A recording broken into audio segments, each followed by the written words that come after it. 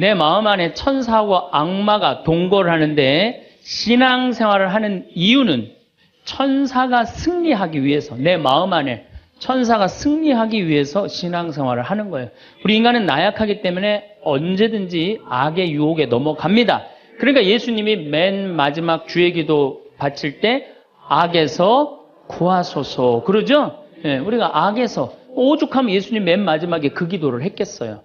이 세상에 살아가면서 악의 유혹에 넘어가지 않을 사람은 한 사람도 없어. 매일 우리는 그 유혹에 넘어가요.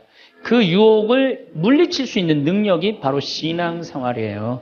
우리가 돌도로 빵이 되라고 그러는 거나 돌머리도로 서울대학 들어가라는 거나 다 뭐다? 욕심이다. 욕심이다. 욕심만 버리면은 우리 인간은 인생을 참 행복하게 살 수 있다. 예수님 말처럼 말씀이 가득 차 있으면은요, 인생이요, 조금 넉넉하지 않아도요, 즐거울 수 있어요. 미국의 제일 행복한, 우리나라도 마찬가지지만 제일 행복한 직업이 1위가 성직자예요, 성직자. 말씀이 있기 때문에 제일 행복한 말씀이 있기 때문에.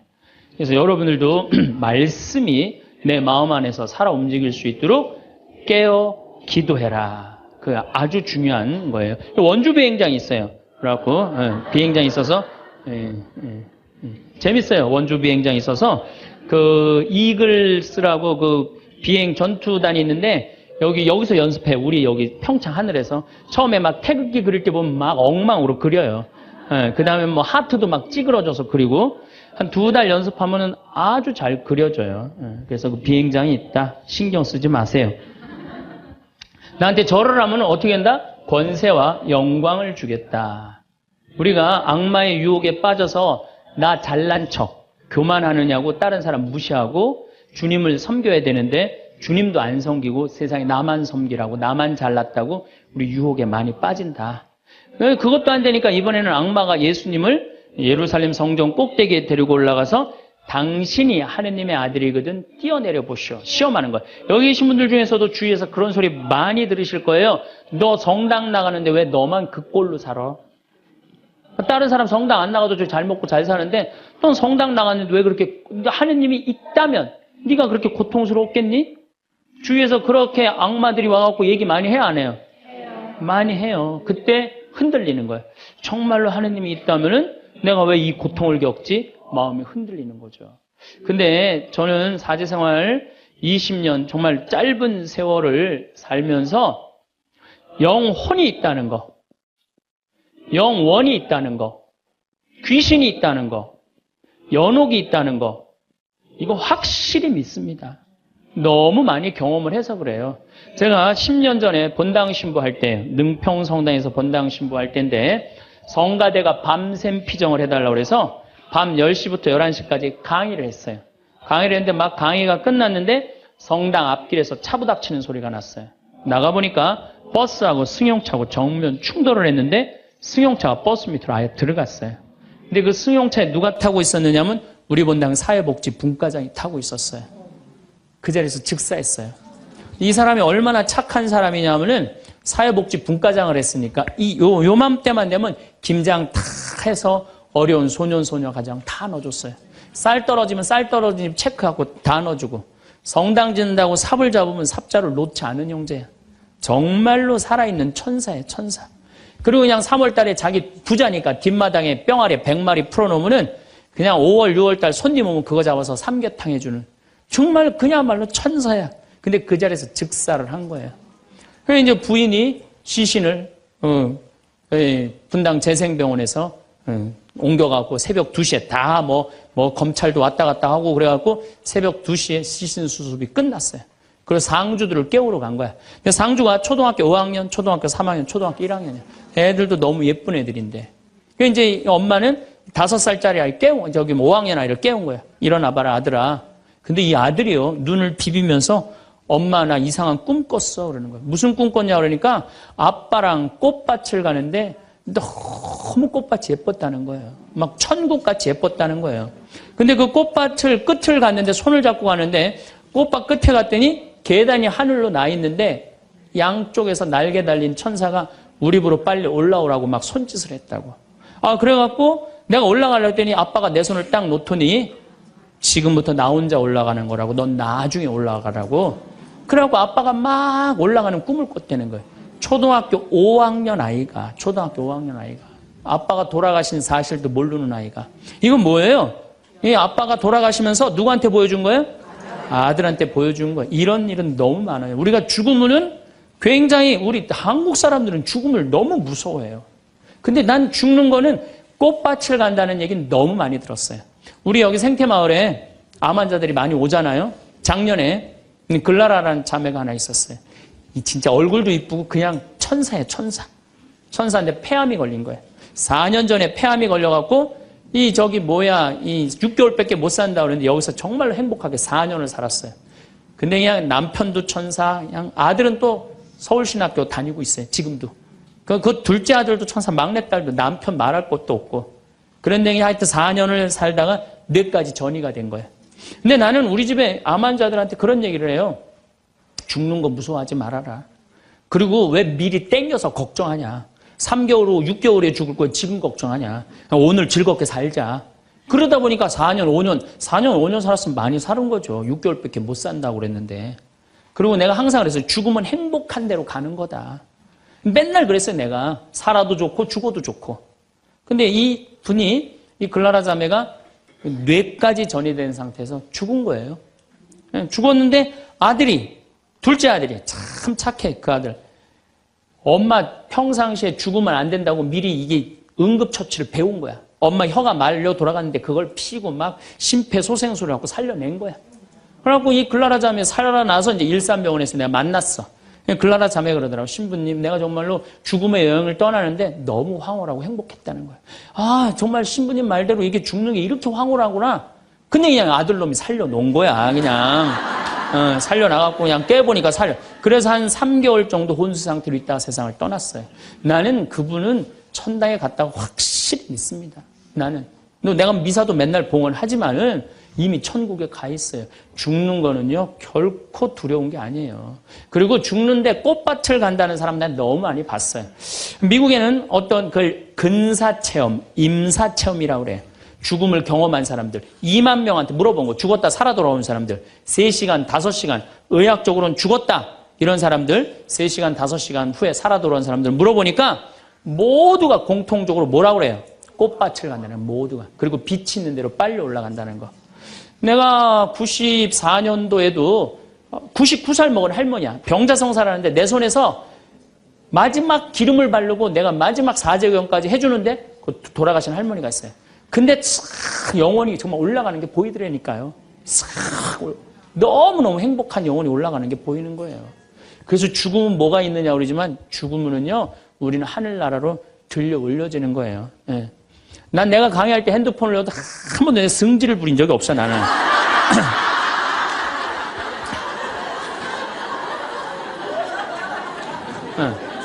하늘로 싹 불러 올라가는 거예요. 그래서 티베트에는 사자의 서라는 책이 있어요. 그 사자의 서라는 책을 보면은요, 죽으면은 꽃밭을 간다는 거. 동양이나 서양이나 거의 죽고 난 다음에 세상은요, 무섭고 깜깜한 데로 가는 게 아니에요. 죽고 난 다음에 세계가 너무 많은 거예요. 우리 죽고 난 다음에 뭐가 있냐고 그러지만 실질적으로 죽고 난 다음에는 하늘나라가 펼쳐지는 거예요. 그리고 여러분들 하느님 믿었으니까 어떻게 되는 거야? 어디로 가?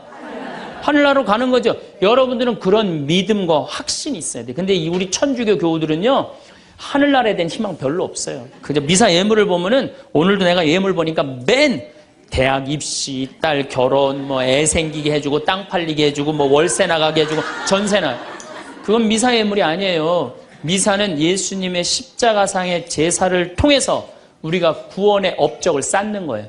구원의 공로를 나누어 받는 거예요. 그러니까 미사를 드릴 때 내 영혼이 구원받기를 간절하게 예물을 내야 돼. 근데 자기 이름을 쓰고 자기의 구원을 위해서 미사 예물 내는 사람 한 사람도 없어요. 다 자식, 남편, 부모를 위해서야지 자기를 위해서는 안 된다 이거예요. 내가 언젠가 방송에도 얘기했지만은 성 안셀모 성인이 살아서 자기를 위하여 드리는 미사 한 대는 죽어서 드리는 위령 미사 1000대보다 낫다고 그래. 근데 여러분들은 자기를 위해서 한 번도 안 드리는 거 아니에요. 내가 구원받기를.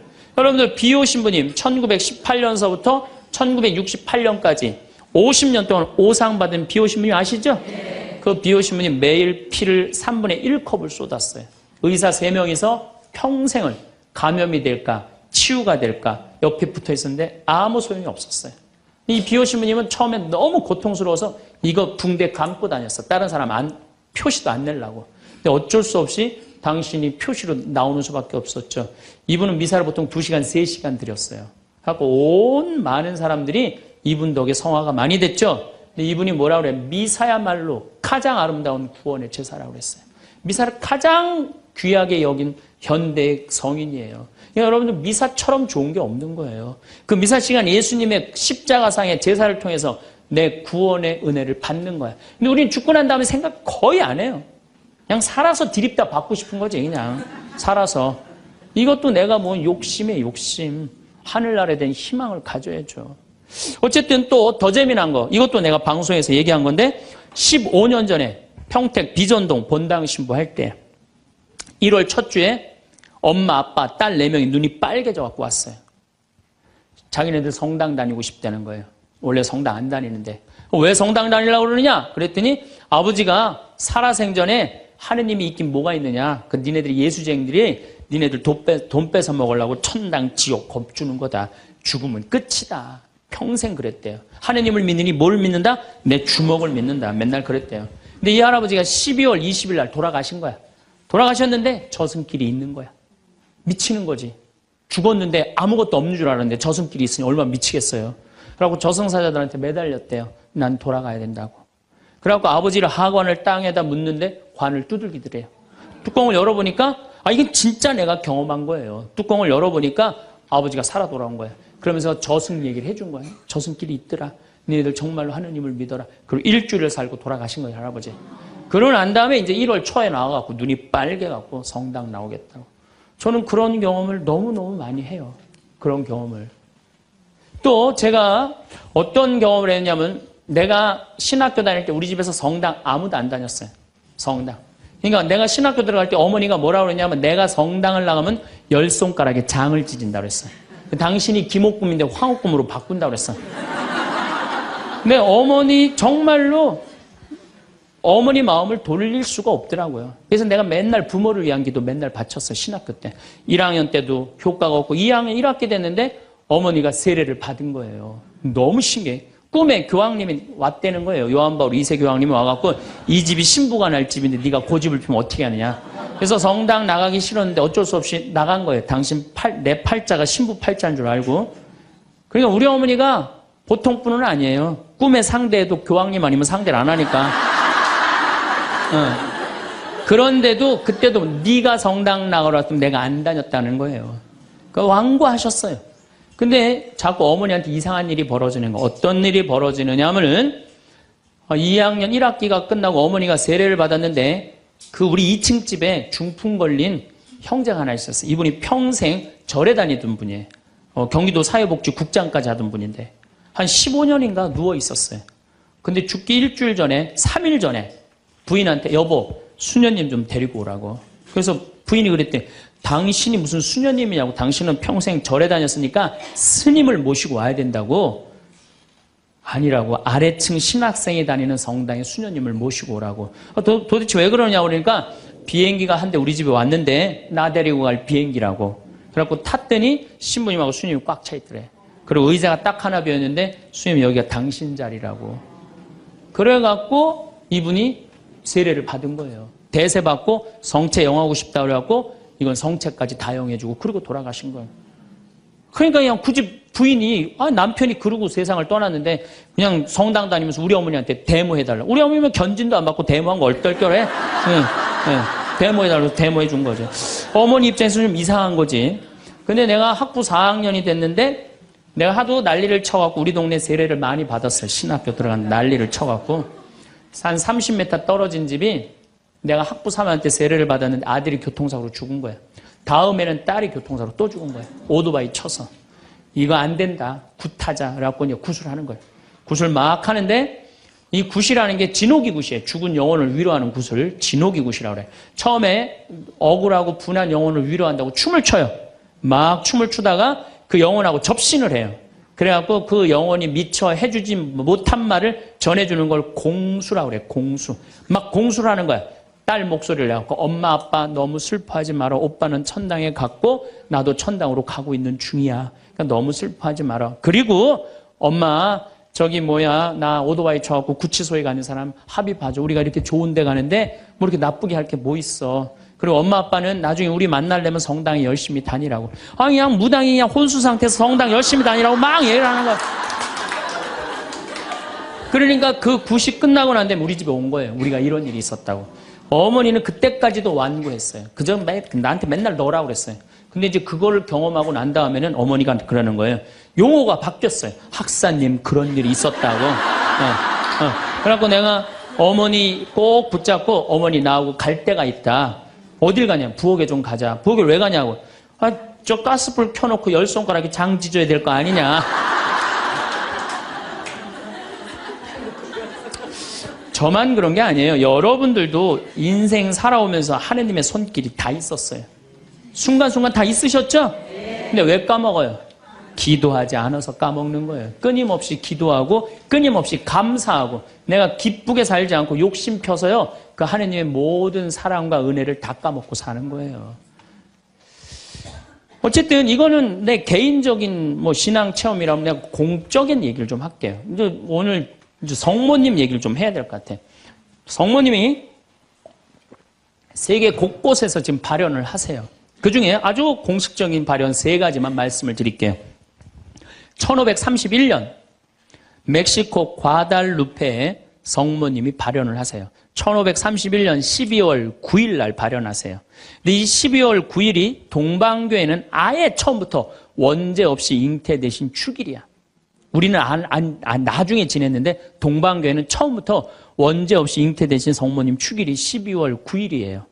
그래갖고 이날 이제 이 57살 먹은 요한 디에고라는 인디언이 있었어요. 당시에 1517년, 18년에 스페인 사람들이 멕시코를 점령해요. 그러니까 10년, 15년도 안 된 거예요. 그래갖고 이 사람은 세례를 받았어. 요한 디에고라는 사람은 세례를 받았는데 부인도 죽고 자식도 없는 사람이야. 오로지 그냥 3시간 걸어서 비사참내 다니는 사람이야. 토요일 날 이제 성당을 간다고 갔는데 테페악이라는 언덕에 딱 올라섰는데 기가 막히 아름다운 음악이 들리고 코를 찌르는 기가 막힌 향내가 나는 거야. 가보니까 너무 아름다운 부인이 서 있는 거야. 성모님이 딱 나타나갖고 요한 디에고 나는 탄식하는 이들의 위로의 어머니고 도움을 청하는 이의 어머니다. 나의 사랑을 하느님의 구원을 온 세상에 전하기 위해서 이 언덕에 성당을 지라고 주마라가 주교한테 가서 얘기를 해라. 당시에 스페인 일대 주교가 와 있었어요. 주교한테 가서 얘기를 하라는 거야. 요한 디에고는 성모님을 너무 명명백백하게 봤기 때문에 의심하지 않고 주교관을 쫓아가요. 근데 이게 멕시코 사람이야. 완전히 까만 인디안이야. 그런데 주교관에 딱 갔더니 입구에서부터 못 들어오게 막는 거예요. 문지기들이 어딜 들어오느냐고. 아니 난 꼭 가야 된다고. 나 좀 들여다 보내달라고. 그래갖고 그냥 문지기들이 왔다 갔더니 주교님이 뭐냐 그러니까 아니 주교님 만나러 왔다고 들여보내라고. 그랬더니 요한 디에고가 내가 성모님을 만났는데 성모님께서 주교님한테 그 테페악이라는 산에다가 성당을 지나라고 전해주라고 그랬다고. 여러분들이 지금 남산을 가는데 남산 꼭대기 가는데 성모님이 딱 나타났어요. 너무 아름다운 모습으로. 마리아, 데레사 이렇게 합시다. 데레사, 너 우리 추기경님한테 가갖고 이 나의 사랑을 온 세상에 대한민국에 전하기 위해서 남산 꼭대기에 성당을 지라고 가서 전해라. 분명히 성모님을 봤어요. 그래갖고 여러분들이 이제 명동에 가갖고 추기경님한테 내가 성모님을 만났는데 남산 꼭대기에다 성당을 지라고 그랬다고. 그럼 추기경님 아유 잘 알겠습니다. 그리고 짓겠습니다. 그럴 것 같아요? 명동에 가면 이 약간 정신 나간 여자 3명 있어요. 4번째 등극하는 거 4번째. 성모님 본 사람들 다 처음에 무슨 대접받아요? 다 미친 사람 대접받아. 다. 그러니까 주교님이 뭐라고 그러냐면은 이상한 소리 하지 말아라. 가라 그래요. 네가 정말이라면 나중에 얘기하자 그래요. 그래갖고 성모님이 내가 기다리고 있겠다 그래. 그래갖고 다시 태평이라는 산에 가요. 성모님한테 그래요. 성모님 전했느냐? 성모님 얘기를 전하긴 전했는데 주교님이 안 믿는 것 같다고. 그랬더니 성모님이 뭐라고 그러냐면은 그렇다면 내일 가서 또 전해라 그래요. 난 참 성모님도 답답해요. 아니 그게 그렇게 중요하면 당신이 가서 얘기하면 될 거 아니야. 왜 그 저기 뭐 57살 먹은 보면은 벨라 됐다. 그 다음에 루시아 다 똑같아. 제대로 배우지도 못하고 가난한 사람한테 나타나고 꼭 힘들게 해. 그래서 내가 기도 때 한번 따졌어요. 성모님. 아니 나타내려면 신부나 주교나 뭐 이런 사람한테 나타나갖고 확실하게 하지. 왜 그렇게 사람들이 힘들게 하느냐고 그랬더니 성모님이 하느님의 영광은 어린아이, 순수한, 미천한 사람을 통해서 드러나는 것이다. 그러시더라고요. 그래서 그건 이제 앞으로 안 따지기로 했어 내가. 그래갖고 이 요한 디에고는 다음 날 주교님을 또 찾아가요. 또 문지기들이 모욕을 주죠. 이런 무식한 원주민 인디안이 어디 감히 주교를 만나느냐고. 그래도 이 요한 디에고는 애절하게 주교님을 만나자고 원해요. 하도 그러니까 어쩔 수 없이 주교님을 만나게 해줘요.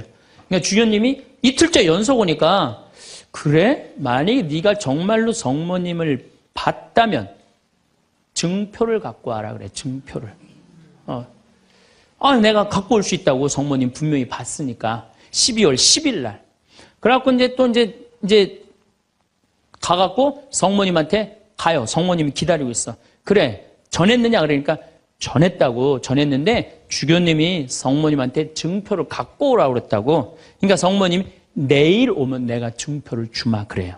12월 11일 날이 됐어요. 그래갖고 이제 이 요한 디에고가 가려고 그랬는데 요한 디에고 부인도 없고 자식도 없는데 삼촌 베르나르도라는 삼촌이 작은 아버지가 한 분 있는데 열병에 걸려갖고 돌아가시려고 그래요. 그러니까 병간호로 막 하는 거예요.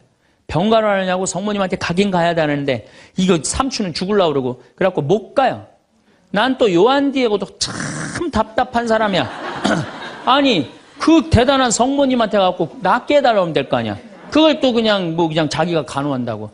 다음 날은 프란치스코 수도의 신부님 병자성사 죽을 것 같으니까 프란치스코 수도의 신부님 병자성사 모시러 간다고.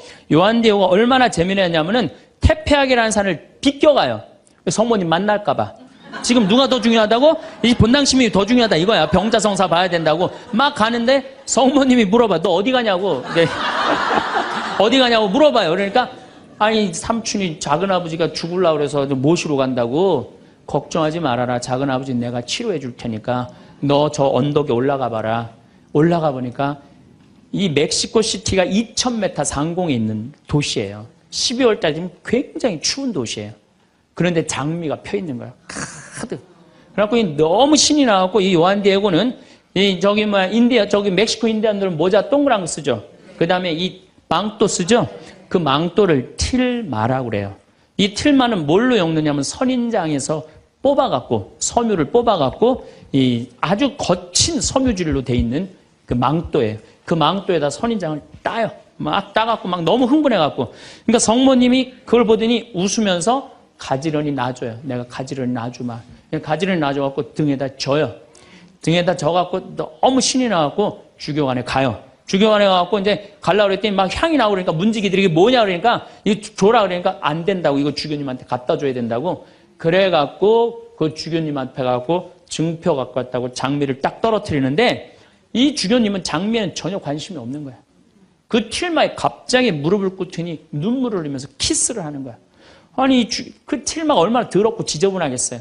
왜 그러나 우리가 틸마를 내려봤더니 자기가 본 성모님이 그 틸마에 새겨져 있는 거야. 그대로. 그런데 이 새겨져 있는 색깔 자체가 이건 도저히 1500년대에 만들 수 없는 색깔이야. 너무 예쁜 거 성모님이. 너무 예쁘고 너무 곱고 옷 색깔도 너무 화려하고. 그러니까 과학자들이 계속 연구를 해봤어요. 과연 1500년대에 저 물감을 만들 수 있을까? 그 과학자들이 결론은 못 만든다. 그래갖고 그냥 이 소송당에 이제 주교님 소송당에 걸어놓고 성당을 진 거죠.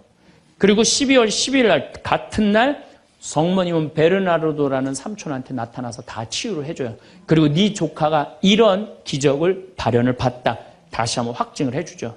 그 바람에 7년 사이에 인디언들이 멕시코 스페인 사람들이 무서워서 나와서 세례를 안 받거든요. 세례를 안 받다가 800만 명이 7년 만에 다 세례를 받아요. 나는 유럽 교회는 사도들이 전교를 했다면 아메리카는 성모님이 난 전교했다고 믿어요. 성모님이. 그래서 그 수많은 사람들이 순례를 하잖아요. 근데 더 기가 막힌 건 이 선인장에서 엮은 거는 30년, 50년이면 사고 없어져요. 근데 500년이 지난 지금도 그대로 모셔져 있는 거예요. 500년이 지난 지금도. 제가 지난 40일 동안 LA 순회 강연을 갔는데 중간 일주일 동안 성모 승천 대축일 그 기간 동안을 멕시코의 과달루페에 갔다 왔어요. 갔다 왔는데요. 1m 20된 그 성모님 사진이요. 그 칠마에 새겨진 게요. 저 아직도 살아있는 것 같아요. 너무너무 은혜롭고. 그러니까 여러분들 그 뭐 나는 신앙이 약하다. 성주순례 가면 돼. 성주순례. 성주순례 가갖고 하느님의 살아있는 증표를 보면 돼. 예루살렘에 가보고 이집트에 가보고 티베트 이번에 지진 일어난 어디야? 터키도 가보고 그리스도 가보고 그러면은요 살아있는 하느님 역사 안에 왔다 가신 예수님을 만날 수 있어요. 그냥 그런 데는 안 가고 그런 데 돈 쓰는 건 아깝고 그냥 누워갖고 그냥 하느님이 있나 없나 이러고만 앉아있으니 무슨 돈으로 애 휴학시키고 학교 무슨 학교예요. 그냥 여러분들 영혼이 더 중요한 거지. 공부도 못하는 놈들 뭐하러 그냥 학교를 보내고 학원을 보내고 그래요. 그런데 더 기가 막힌 사건이 벌어져요. 1963년 성모님의 눈동자가 이상해서 사진을 찍어봐요. 사진을 찍어봤고 현미경으로 6배 확대를 해보니까 성모님 눈동자에 3사람이 있는 거야. 자세히 더 기가 막히게 해보니까 그건 그림으로는 도저히 불가능한 거. 비친 그 그림인데 첫 사람이 누구냐면 그 요한 디에고 초상하고 똑같은 거야. 두 번째는 주마라가 죽여. 세 번째도 같이 있던 사람. 그게 500년이 지나도록 몰랐던 거예요. 물론 거기에 기적은요. 이거 한 3배만한 성당이 있는데 요만한 사진으로 꽉 찼어요. 그 과달루페 성모님을 통해서 기적이 일어난 건 뭐 말할 것도 없고 그건 말할 것도 없고. 이 과달루페 성모님. 이거 우리 이 사진에 방송에 나갈 거예요. 성모님.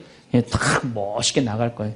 지금도 그 저는 그 성주순례 가서 제가 거기서 미사도 봉헌했지만은 그 엘리베이터로 돼 있어요. 에스컬레이터라고 그러네요. 하도 사람이 많으니까 스면은 쭉 지나가서 볼 수 있어요. 그리고 또 뒤쪽으로 또 돌아. 그러면 또 뒷걸음막 또 쭉 가면서 볼 수 있어. 내가 묵주기도 5단을 하면서 그 성모님만 봤는데도요. 그렇게 은혜롭더라고요. 근데 그 사진도 지금 사갖고 왔는데 보고 있으면 너무너무 행복해요.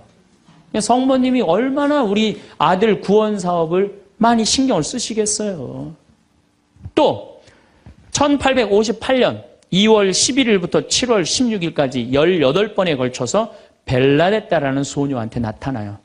루르드의 성모님. 이 피레네 산맥 밑에 있는 조그만 동네에 누르드라는 게 그 보면 그냥 저 피레네 산맥이 꼭대기까지 보여요. 근데 이 아이가 너무 가난한 거야. 2월 11일 날 피레네 산맥 프랑스 끝에 있으면요 추워요. 너무 추워갖고 땔감을 모으러 가. 막 땔감을 모으러 가는데 동굴에 빛이 나는 거야. 부인이 보이는 거야. 너무 아름다운 마담이 보이는 거야. 너 나한테 계속 올 수 있느냐? 네, 마담. 처음에 이름을 밝히지 않아요. 그리고 이 벨라데타도 14살 난 아이도 마담이라고 그래. 근데 동생한테 얘기를 해요. 야, 너 비밀 지켜야 된다. 내가 오늘 성모님 봤거든. 그러니까 아무한테도 말하지 말아라. 근데 이 동생이 집에 가자마자 엄마, 언니가 성모님 봤대. 그러니까 엄마가 어떻게 했을 것 같아요? 귀싸대기를 때려요. 그걸 쓸데없는 소리 하지 말라고. 그러니까 성모님 보고 되게 많이 맞아요, 보면은. 많이 맞아. 성모님 보는 게 좋은 거 아니야, 여러분들. 괜히 성모님 봤다 어디 가면 꼭 꽂은 사람 취급당하니까 나한테 성모님이 나타났으면 좋겠다. 그런 거 꿈도 꾸지 마세요. 쓸데없는 소리 하지 말라고. 그런데 계속 나가요.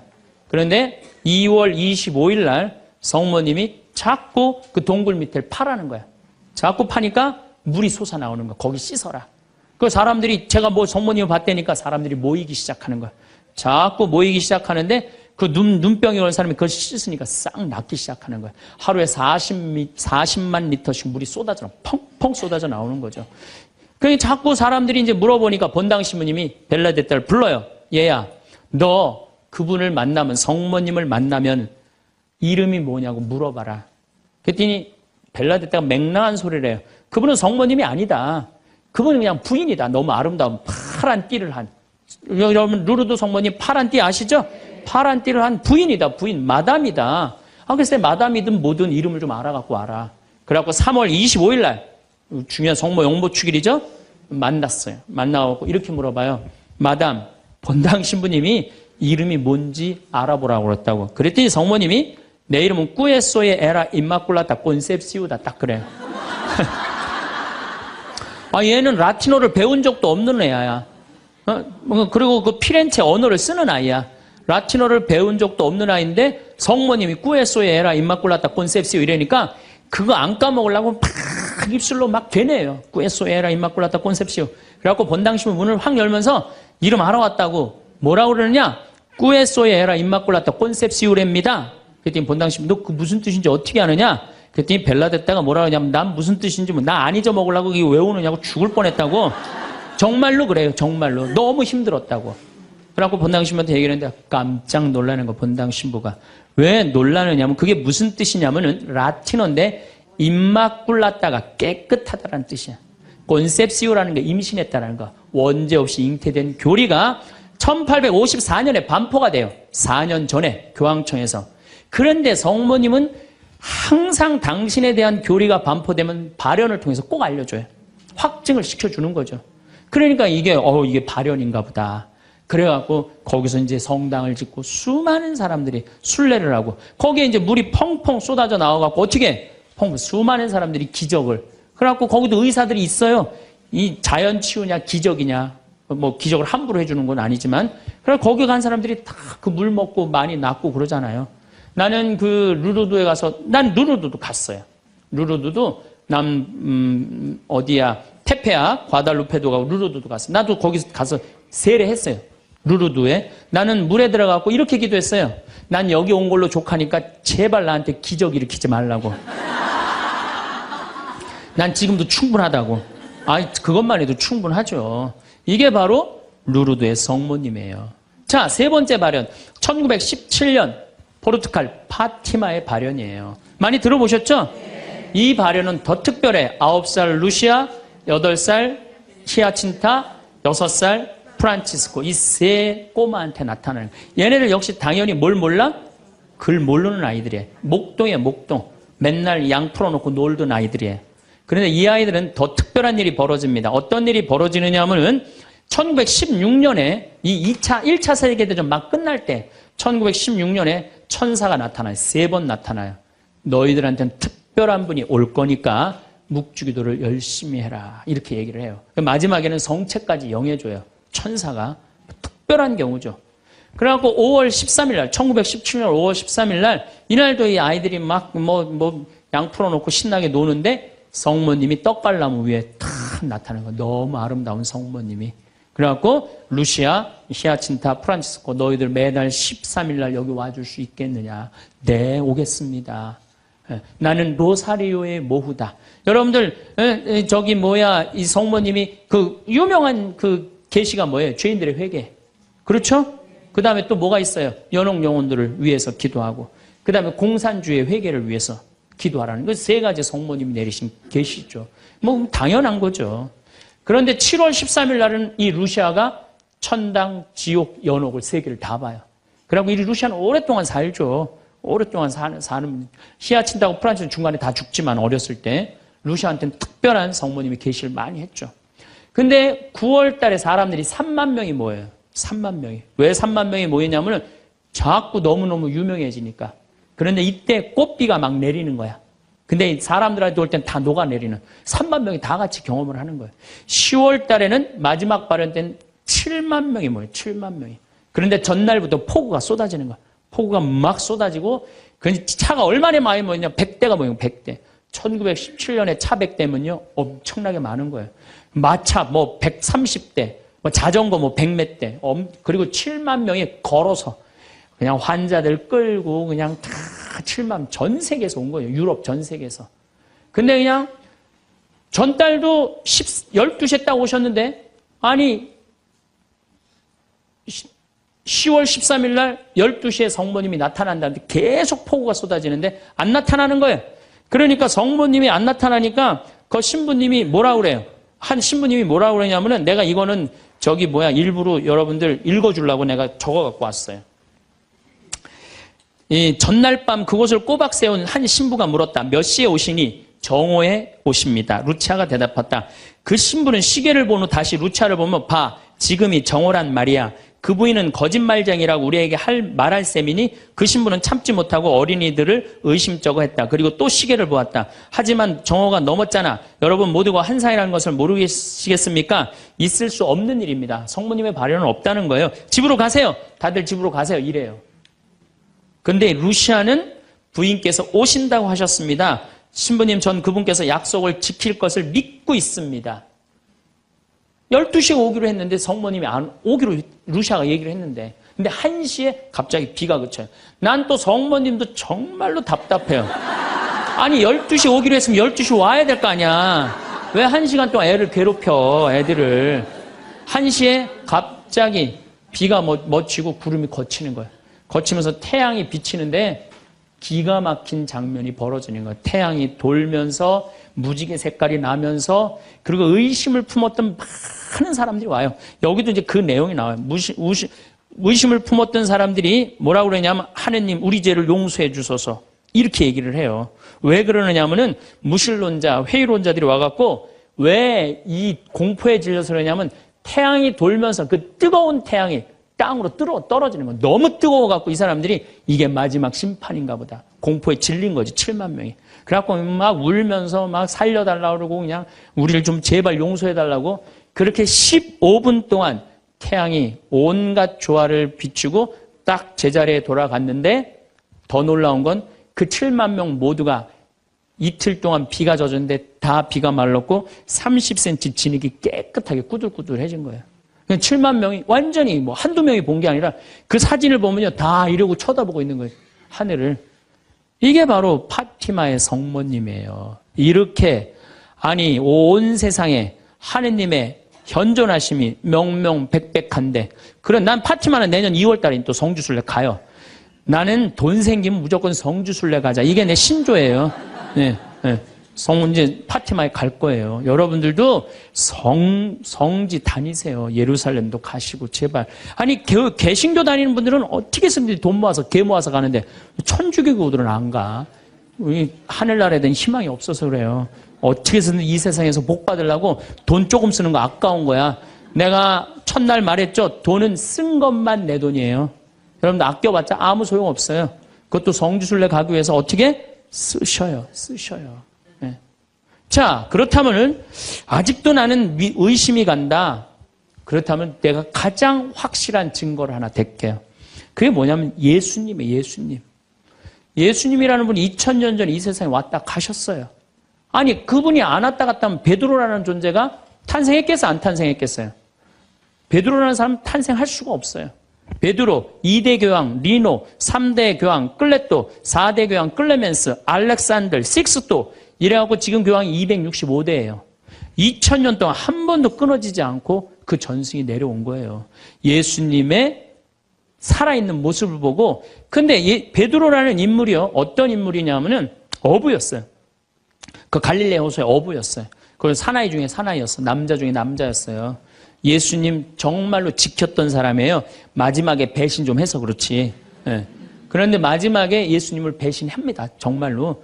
왜냐하면 그 스승이 그렇게 허망하게 죽을 줄은 꿈에도 몰랐거든. 그래갖고 배신하고 도망가 버려요. 네. 그런데 부활했다는 거야. 그래도 안 믿어요. 그래도 안 믿고 어떻게 갈릴레 호수 가고 물고기를 잡아요. 근데 또 나타난 거야. 미치는 거지, 베드로는. 아니 그냥 죽었으면 한 일주일이나 한 달 후에 나타나면 얼마나 좋아. 계속 3일 만에 계속 나타나네. 그러니까 물속에 뛰어들고. 그리고 40일 동안 예수님하고 생활하면서 이 사람의 인생은 완전히 바뀌어요. 어떻게 바뀌느냐. 베드로가요, 대단한 말 하지 않아요. 돌아다니면서 내가 예수님을 만났는데 이 예수님이 십자가에 못 박혀서 처참하게 돌아가셨는데 3일 만에 부활하셨다. 자, 내 예를 들면 좀 그렇고, 여러분들 만약에 본당 신부님이 죽었는데 3일 만에 다시 살아났어. 완전히 땅까지 다 묻어놨는데 3일 만에 주일날 딱 나타나갖고 나하고 같이 밥 먹자 그러고 강론을 했어. 여러분들 주에 나가갖고 우리 신부님 죽었는데 3일 만에 살아나왔다고 얘기할 것 같아요, 안 할 것 같아요? 아마 온 세상 돌아다니면서 얘기할 거예요. 그렇죠? 그 경험이 베드로한테 있었던 거예요. 그 예수님을 40일 동안 보고 가만히 있을 수가 없었던 거야. 이젠 죽음도 불사하는 거지. 그 12제자가 다 같이 경험한 제자 11제자가 온 세상을 돌아다니면서 그걸 전한 거예요. 그 전하고 전한 게 지금까지 우리한테 내려온 거야. 그러면 이 성서, 그 사람들이 이제 베드로가 전한 얘기를 적어갖고 성서 안에 예수님을 써놓은 거예요. 우리가 성서에 예수님이 한 말씀은 살아 움직이는 그분의 2000년 전의 현존이야, 현존. 그것만 읽어도 가슴이 아마 미어 터질 것 같아요. 근데 그냥 성서도 안 읽고 성지순례도 안 읽고 그냥 맨날 천장에 누워갖고 예수님 있는 거야 없는 거 이러고 의심을 하고 앉아있으니 이게 얼마나 한심한 유혹에 얼마든지 빠질 수 있어요. 자, 그랬더니 이제 여러분들 이제 오늘 이제 신앙심이 생겼어. 좀 생겼어요? 네. 그래, 맞아. 생겼어. 이제 하느님은 확실히 계신 거야. 성모님도 있고 예수님도 있고 오늘은 굳건한 마음으로 믿음으로 돌아갔어. 오늘 잘 때요. 악마가 와서 뭐라고 그럴 것 같아요. 야, 그거 신부님 그거 개인적인 얘기지. 그건 아니야. 있긴 뭐가 있어. 없어. 계속 끊임없이 유혹받아요. 그렇다면 우리가 이 유혹에 안 빠지려면은 어떻게 해야 되느냐? 유혹에 안 빠지려면은요. 끊임없이 기도해야 돼. 그렇죠? 그 다음에 항상 기뻐해야 돼. 신앙인의 기본은 뭐예요? 항상 기쁜 거예요. 기쁜 사람은요, 유혹에 안 빠져요. 왜? 이 기쁜 사람은요, 욕심이 없어요. 어떤 사람이 유혹에 많이 빠지면 욕심이 많은 사람이 유혹에 빠져요. 그래갖고 그냥 늘 미움, 분노 이런 사람들이 유혹에 빠지는 거. 더 가지려고 그러는 사람. 욕심이 없는 사람은 항상 기쁠 수 있어. 그 다음에 끊임없이 기도하는 사람. 매일 미사 참여 다니고 묵주기도 열심히 하고 이런 분들 또 피정 열심히 따라다니고 이거 끊임없이 기도하는 거. 이런 사람 유혹에 안 빠져요. 그 다음에 어떤 사람이 유혹에 안 빠지냐면 어떤 처지에서든 감사하는 사람. 이 사람들 유혹에 안 빠져요. 그래서 이 세 가지 이거는 내가 다음 또 3시간에 걸쳐서 여러분들하고 이야기를 나누도록 하겠습니다. 우리 생태마을에 와주셔서 정말로 감사하고 요즘 세계 경제가 상당히 불안해요. 상당히 불안한데 저는요, 여러분들 이런 생각을 해요. 일본이 돈이 없어서 저렇게 지금 불안한 경제 상황을 사느냐? 미국이 돈이 없어서 불안한 경제 상황을 사느냐? 저 사람들 상당히 지금 힘들고 고통스러워요. 뭐가 없느냐? 말씀이 없는 거예요. 무슨 말씀이 없느냐? 하느님의 말씀이 없는 거예요. 그러니까 유럽 교회가 지금 난리가 나잖아요, 지금. 그것도 뭐 때문에 그래? 나는 하느님의 말씀이 없어서 그렇다고 그래요. 생각을 해요. 그래서 여러분들도 내 삶 안에 내가 흔들릴 때, 뭐가 없을 때 흔들려? 하느님의 말씀이 살아 움직이지 않을 때. 그러니까 말씀이 살아 움직이고 악마는 마음 안에서 빼내시기를 바라겠습니다. 조용한 오후. 창가에 앉아 따스한 햇살을 느낍니다. 뺨 위로 느껴지는 온기가 낯이 지나온 세월을 위로하는 다정한 손길 같습니다. 빠르게 흘러가던 시간의 강물이 어느덧 잔잔한 호수처럼 우리 앞에 머물러 있는 듯합니다. 집 안의 공기마저 고요하여 괴종식의 초침 소리나 멀리서 들려오는 아이들의 웃음소리가 더욱 선명하게 들리는 시간입니다. 문득 지나온 길을 돌아봅니다. 굽이굽이 이어진 그 길 위에는 기쁨의 발자국도 아쉬움의 그림자도 함께 찍혀 있습니다. 그 모든 순간이 모여 지금의 나를 만들었습니다. 마치 여러 세계의 실로 짜인 하나의 직물과도 같습니다. 어떤 실은 빛나고 어떤 실은 어둡지만 그 모든 실이 어우러져 뒤로서 온전한 무늬를 이루는 것입니다. 살아온 세월이 깊어질수록 우리 마음속에는 더 많은 이야기가 쌓입니다. 젊은 날에는 그저 앞만 보고 달리느라 미처 깨닫지 못했던 삶의 이치들이 하나둘씩 모습을 드러냅니다. 마치 아침 안개가 걷히고 난 뒤에야 뒤로서 선명하게 보이는 산의 능선과도 같습니다. 우리는 이제 그 능선을 따라 천천히 걸으며 삶이라는 거대한 풍경을 조망하는 지혜를 얻게 되었습니다. 때로는 마음속에서 여러 가지 소리가 들려옵니다. 그때 다른 선택을 했더라면 어땠을까 하는 후회의 목소리가 귓가를 맴돕니다. 혹자는 이미 세상을 떠난 부모님께 미처 전하지 못한 따뜻한 말 한마디를 떠올리며 가슴을 칩니다. 아무것도 할 수 없는 것 같다는 무력감의 속삭임도 있습니다. 예전처럼 몸이 따라주지 않고 기억이 희미해질 때마다 스스로가 작아지는 듯한 느낌을 받기도 합니다. 혹은 남은 시간이 얼마 남지 않았다는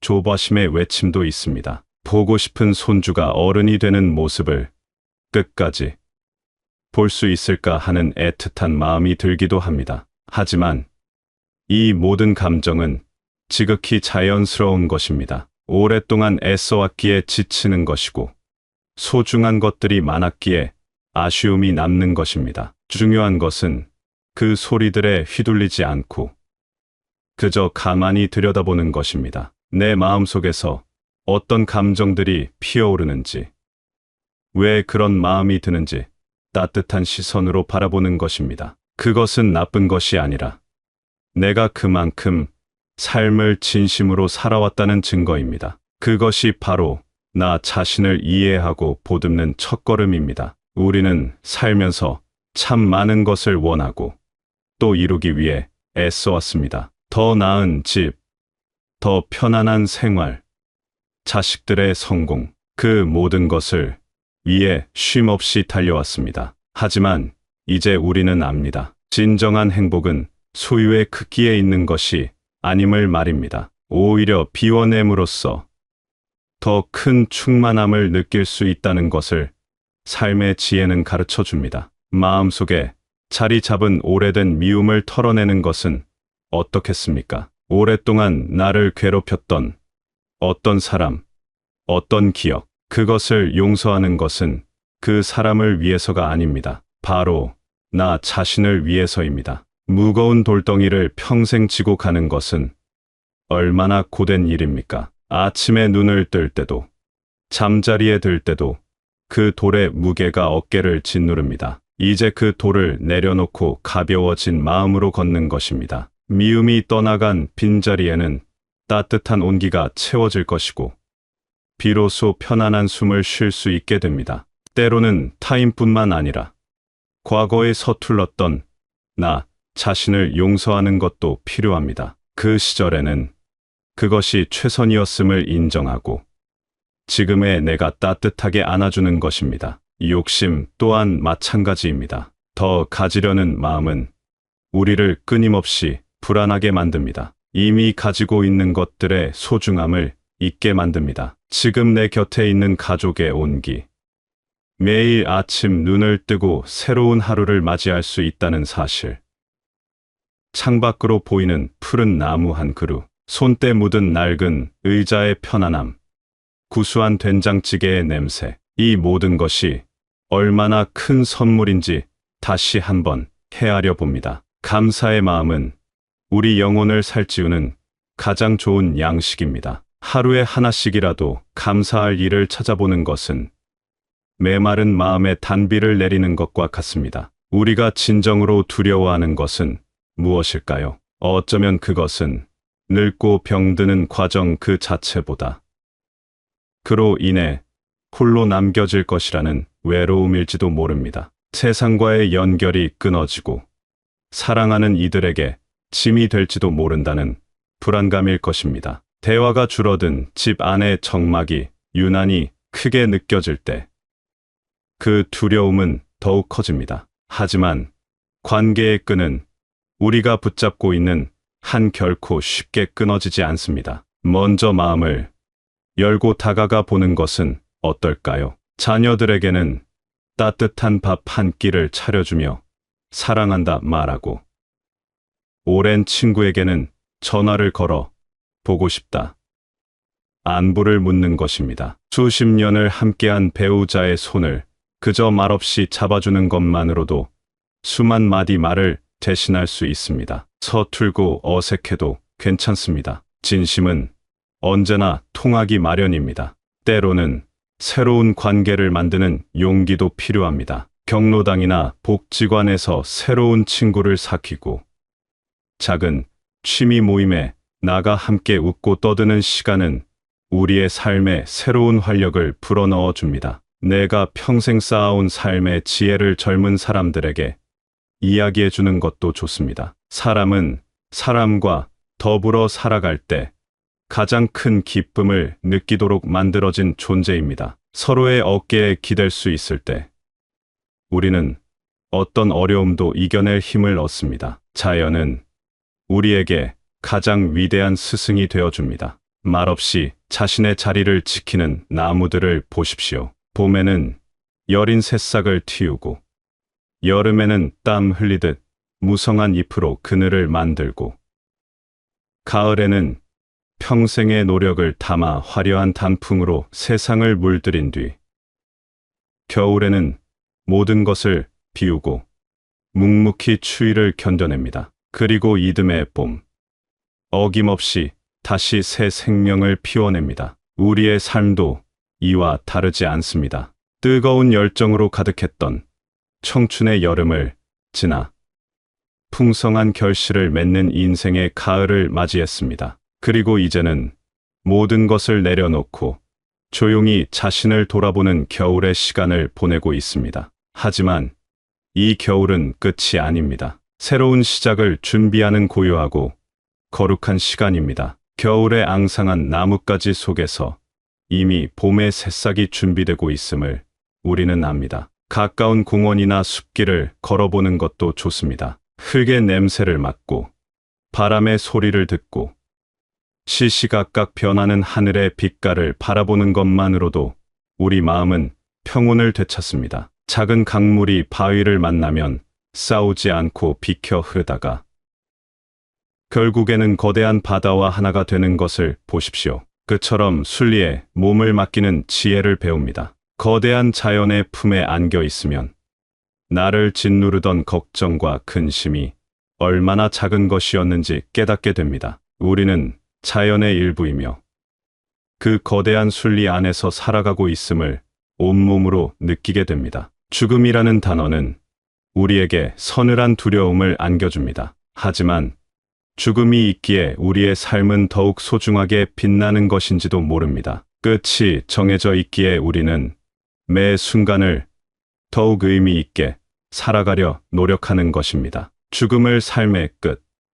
모든 것의 소멸이라고 생각하면 두려움에 사로잡히기 쉽습니다. 하지만 관점을 조금만 바꾸어 보면 어떨까요? 긴 여행을 마치고 마침내 고향 집으로 돌아가는 과정이라고 말입니다. 이 땅에서 맡았던 모든 소임을 다하고 슬픔도 고통도 없는 가장 편안한 안식처로 돌아가는 것이라고 생각해 보는 것입니다. 오랜 세월을 함께한 낡고 무거운 옷을 벗고 새롭고 가벼운 옷으로 갈아입는 것과 같을 수도 있습니다. 육체의 고통과 마음의 번뇌로부터 자유로워지는 것입니다. 수많은 이야기에서는 마지막 순간에 평온한 미소를 짓거나 아름다운 꽃밭을 보았다는 사람들의 경험이 전해집니다. 그것은 아마도 죽음이 끔찍한 고통이 아니라 새로운 차원으로의 평화로운 이동임을 보여주는 것일지도 모릅니다.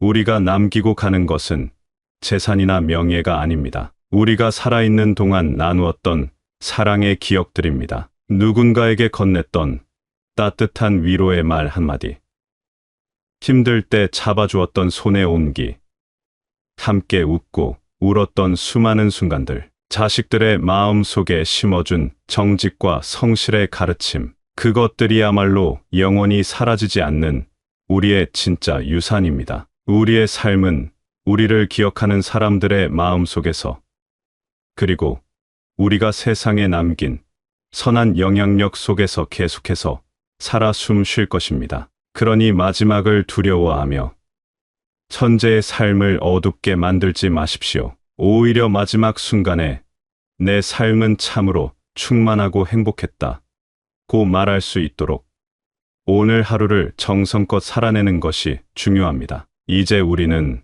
삶의 지혜를 통해 압니다. 행복은 먼 곳에 있는 파랑새가 아니라 우리 마음속에 있다는 것을 말입니다. 행복은 큰 성취에서 오는 것이 아니라 아주 사소하고 일상적인 순간들 속에 보석처럼 숨어 있습니다. 우리는 그 보석을 찾아내는 기쁨을 매일 누릴 수 있습니다. 아침에 눈을 떴을 때 통증 없이 개운한 몸으로 일어날 수 있음에 감사해 봅니다. 따뜻한 물로 세수를 하고 정성껏 차린 아침 식사를 맛보는 그 순간에 집중해 봅니다. 텔레비전에서 흘러나오는 재미있는 이야기에 소리내어 웃어보고 창가에 놓인 화분에 물을 주며 생명의 신비에 감탄해 봅니다. 낡은 사진첩을 꺼내 들고 빛바랜 사진 속 젊은 날의 나를 만나보는 것도 즐거운 일입니다. 이 모든 순간들이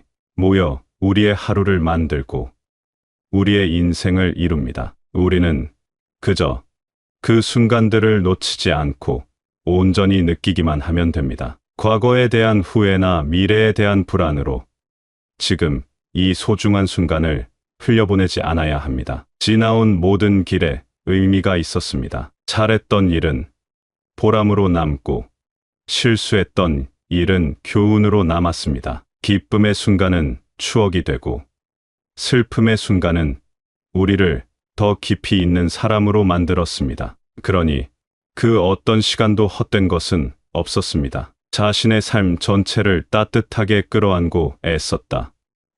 괜찮다.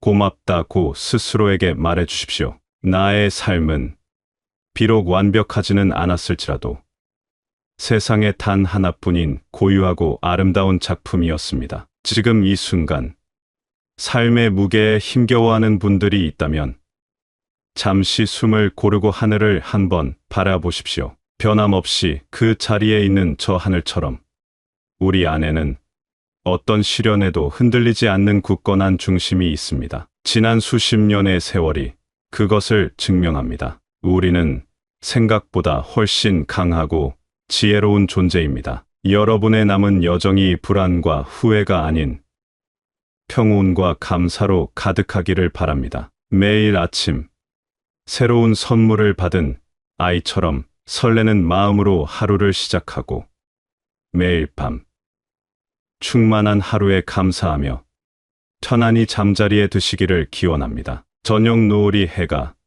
지기 직전에 가장 찬란한 빛을 뽐내는 것처럼 우리 인생의 마지막 장 역시 가장 깊고 아름다운 빛으로 채색될 수 있습니다. 여러분의 삶은 그 자체로 한 편의 아름다운 이야기입니다. 그리고 그 이야기의 마지막 장은 세상에서 가장 평화롭고 따뜻한 문장들로 채워질 것입니다.